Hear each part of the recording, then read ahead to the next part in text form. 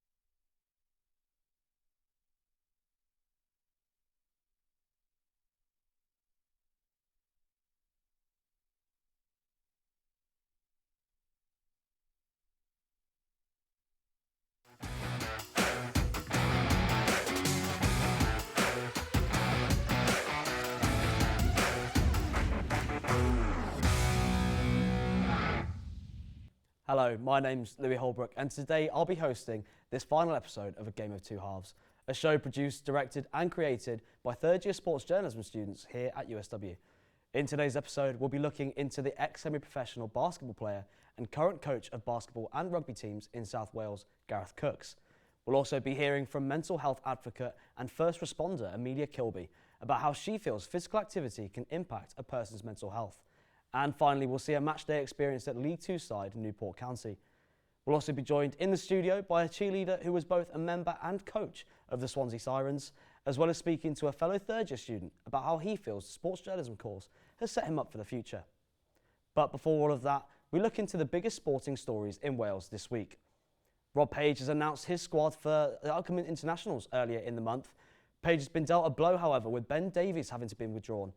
Davies was substituted during Tottenham Hotspur's Premier League draw at Southampton last Saturday with a suspected hamstring issue. The defender was named vice-captain when the squad was announced. His absence is certainly a significant blow as Wales prepare for their first action since last year's World Cup. But in more positive news, Chris Gunter will still be meeting up with the squad despite the retirement early this month, as he joins Robert Page's backroom staff. Wales' Six Nations campaign will be seen as a disappointing one, with Warren Gatland's side losing 5 of their overall 6 matches and finishing 5th in the competition. Gatland's side managed their only victory of the championship against an Italy side who unfortunately finished bottom of the table. Despite disappointing results though, Gatland has stated that he was proud of the team's performance after their defeat to France on Saturday.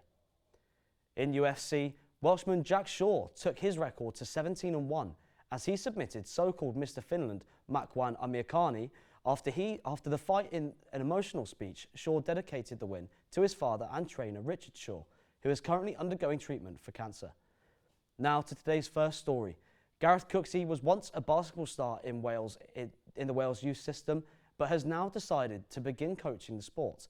He tells us about his inspirations and why he feels basketball is the perfect sport for kids to get involved in.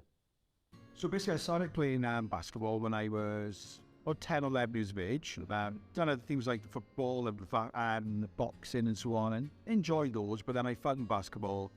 I had quite an inspirational coach, and it just captured me really. I loved it, and every night after school, I would just go to the local basketball club, play basketball for 2 or 3 hours on my own. Because things with football and other sports, sometimes you need other people. You need other people to play football with. But with basketball, I found it was one of those sports you could just all you really needed is a basketball and a hoop. And because of that, I would just spend countless hours practicing, probably more than the other kids in the club, really. And because of that, because I could do that, I probably say I made more progress than the average kid because I could spend those hours. I was playing about 20 hours a week. And then from there, I played for the age groups, played some age groups a year or two older. Played for mid-glam when I was under 14. went for a Welsh trial a year early, didn't get in then, but I got in the year after, and then played in the Welsh schools there after that then. I continued playing until I was about 17, 18, and I going into rugby more then, purely because I think rugby was more accessible in South Wales, and there wasn't really that many basketball teams when I got to under 18s. I went to uni, rugby was a big thing, and then I saw the basketball sort of faded out for me then. But I do regret that, because I was always a much better basketball player than I was a rugby player. Yeah. And you sort of celebrate your coach then, being inspirational. Yeah. Sort of, can you go a bit more into that? Yeah, so I don't know why, he was this little old guy, he passed away actually last year, and his name was Neil Hammond. He was really inspirational, just a kind guy, giving loads of time. He would give up 3 days a week, give Mondays, Fridays and Sundays, particularly when we got better, he would give us an extra other Sunday, and he just gave up absolutely all the time, and I just had a nice relationship with him. As it happens, actually he died last year, and about 5 years ago, so I'm currently at that point of 44, I always thought, do you know what, I know he's on the live forever, and I just thought to write him a letter to thank him for what he had done for me, because if it wasn't basketball, I don't think I'd ended up doing well in school. I wouldn't have passed GCSEs, I wouldn't have become a teacher, and then I run lots of basketball clubs over the years in school, and lots of children have played basketball because of that. And I actually think if I hadn't met him, none of this would have happened.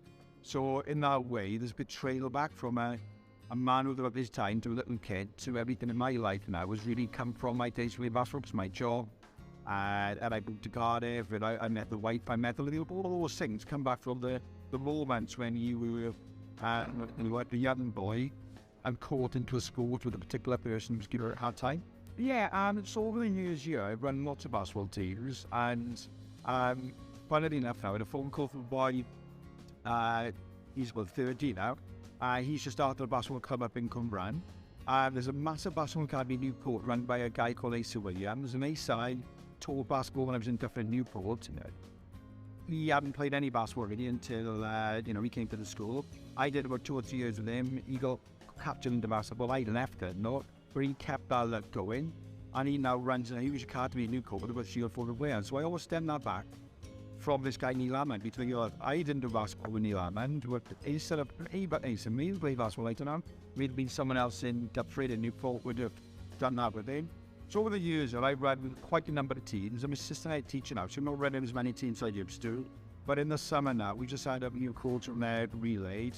I had to run some basketball club for the People's Euro because, and it scores predominantly rugby and football, but there's loads of kids keep around Woodruff all the time asking me, can we have a basketball team, can we have a basketball team? So I'm going to run it once again this summer. The school hasn't done all the basketball the last year, mainly because I've stepped back from teaching PE.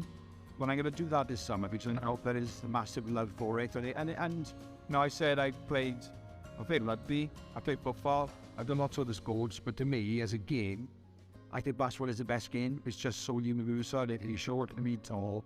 There's minimal contact, which means you haven't got to be, you haven't got to be something massive, bruised and burst and be good at it. You can have different scales, but the skill set to it, the shooting, the dribbling, the passing, it's just an amazing game. And it's dynamic, it isn't stop-start, it is, as in with American football, it's like 1 minute timeouts all the time, it stops. It is literally non-stop, so that's the thing I'd love to work to as well. Some incredible insight there on how the special effort from one individual can have a butterfly effect on so many people's lives. In Britain, it's said that 1 in 6 adults, struggle with depression. We spoke to mental health advocate Amelia Kilby to get some insight on how she feels being active can help ease the impact of these mental health issues. Mental health is something almost everyone struggles with from time to time. I spoke to first responder and mental health advocate Amelia Kilby on how she feels physical activity is a good way to try and combat these mental health issues. I started going to the gym when I was around 18 years old. I originally started going because I thought I needed to lose weight, but looking back, I really didn't need to, but I'm glad I started going. I think the gym can be really beneficial for someone's mental health, even if they don't feel like it's making much of a progress. I mean, if you keep going over a certain duration of time, you're just going to get better and better. I mean, it's scientifically proven that it releases endorphins. When I first started going, it did feel like a chore, but it's now just part of my daily routine and it's just a healthy habit to have. But the biggest impact, I think, is just being more consistent.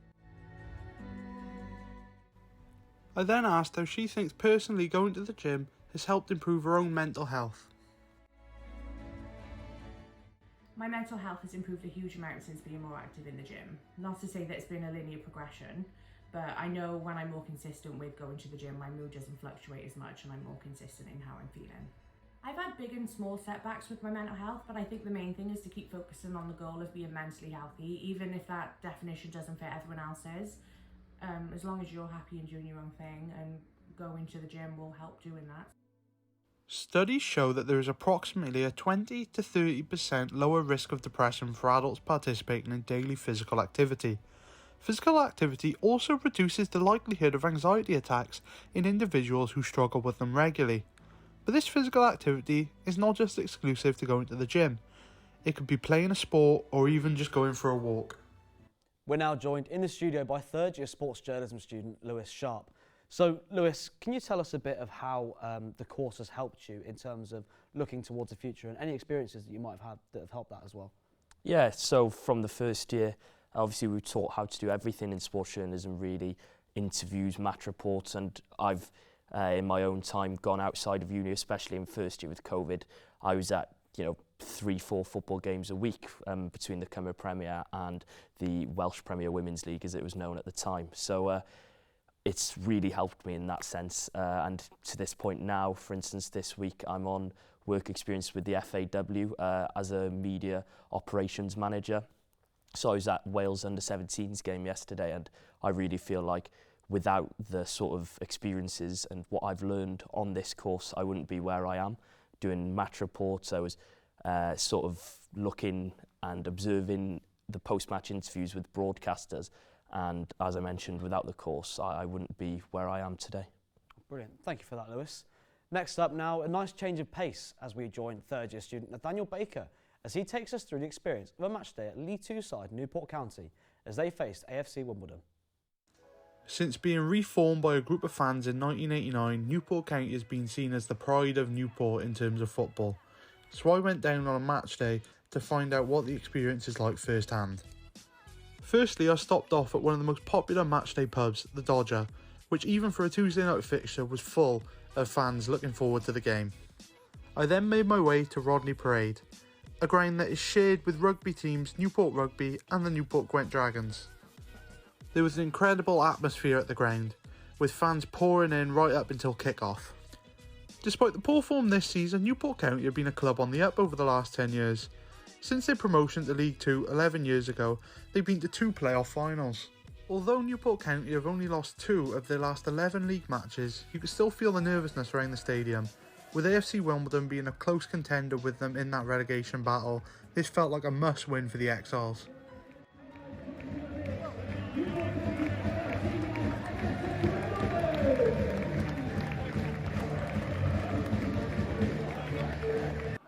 By the time kick-off came, the atmosphere had picked up even more. But even with this support, Newport County started poorly and ended up conceding to an early tap-in from AFC Wimbledon striker Ali Alhamdi in the 5th minute.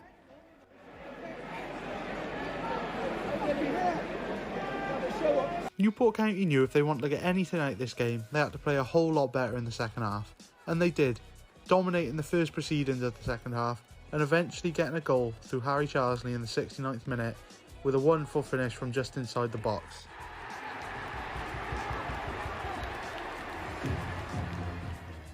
With the game ending 1-1, neither team gave in, and neither did the Newport County fans, who continued singing until well after kick-off. Tipping off an incredible matchday experience at Newport County. We're now joined in the studio by cheerleader and coach for the Swansea Sirens, Ruby Davies. So Ruby, how did you become a Swansea Siren to begin with? Well, I started off cheer very young, and then I stopped for a while, but then when I joined university, I found that they had a team. So it was kind of a no-brainer. I'd done cheer all my life, absolutely loved it. So it was another way to kind of to keep active because I wasn't able to find that time within uni and studies and stuff. So yeah, I joined the team and was lucky enough to coach for my second year. And so what has led to that coaching? What was the influence behind it? Well, I always kind of found myself pushing the other people in my team. I enjoyed shouting, I guess. I enjoyed the whole idea of, pumping people up to keep going and because it can be quite strenuous, any routine. I'm not sure obviously you've got any experience within cheer, but anyone who does will tell you that, you know, it's only a 2-minute 30 routine, but that 2-minute 30 routine is, it's hell. But yeah, it's enjoyable. I enjoyed the whole idea of pushing people to do better, push harder, and yeah, it was a no-brainer. You spoke just then about the 2-minute 30 routine. Obviously, there's a lot of work to be done by a lot of people in such a short amount of time. Yeah. How important would you say that teamwork is within the roles that you do? Well, teamwork, like any high impact sort of team, it's important. So obviously there's people holding each other in the air. If, you know, one person lets go, the whole thing comes down. And in any sort of competition, those can be really high marks deducted, and obviously anyone wants to win. So that first place is always obviously the main prize. So dropping anything or anything sort of wobble will be some sort of deduction. So definitely, you know, it's important to be a team. And so obviously, like as you said there, it's important to be a team, but with any team, there's got to be a team leader. Mm-hmm. What would you say is the most important thing for a team leader to take into that? From the team leader, you mean? Yeah. Yeah, well, I mean, you see it a lot recently, even in football and stuff like that. So you see the team leader kind of showing examples, i.e., you know, people like, you know, you watch Arsenal nowadays, how much their culture has changed within a team. So yeah, I kind of took a lot from most teams like that, where you kind of push others to, how do I word it? But yeah, just kind of having that culture of everyone supporting everyone, because, you know, the typical cheerleader is that, you know, you're kind of there for yourself, but being kind of a team is the idea. So yeah. Brilliant. Thank you very much for that. And thanks to Ruby for joining us. It has been a massive pleasure. And now, through our time creating this show, we've had some excellent guests, some impressive video packages, as well as some maybe questionable auto cue work. But on the whole, the project of A Game of Two Halves can be seen as a massive success. If you've missed any of the episodes, you can check them all out on our YouTube channel, USW SJTV. We hope you enjoyed this final episode of A Game of Two Halves. Thank you and goodbye.